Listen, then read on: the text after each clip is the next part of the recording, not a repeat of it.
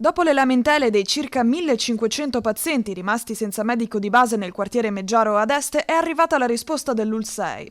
L'azienda sanitaria ha spiegato di essersi subito messa in moto, ancor prima che il professionista di riferimento della zona andasse in pensione, attivando ad esempio la continuità assistenziale diurna in un container, sistemazione non adatta secondo molti cittadini. Si tratta di una soluzione estremamente temporanea perché è legata a dei lavori di ristrutturazione della casa della comunità di Este, che è fortemente voluta e necessaria in quella zona, che per forza di cose, sa meglio di me, deve essere conclusa entro giugno 2026, ma dirò di più entro marzo 2026.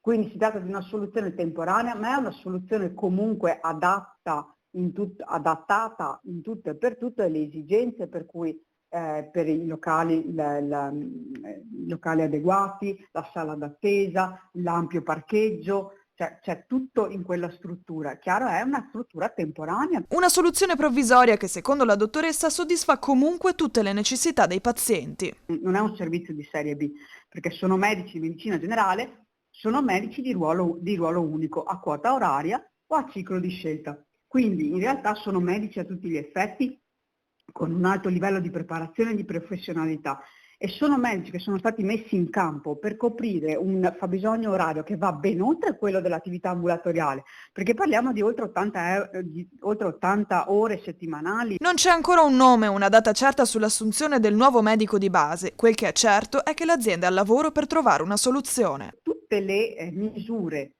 mosse per continuare la ricerca di un medico provvisorio che voglia stabilirsi lì e prendere le scelte del medico che è andato in pensione, queste sono cose che continuano ciclicamente, cioè non è che adesso abbiamo aperto la continuità assistenziale diurna e rimane così.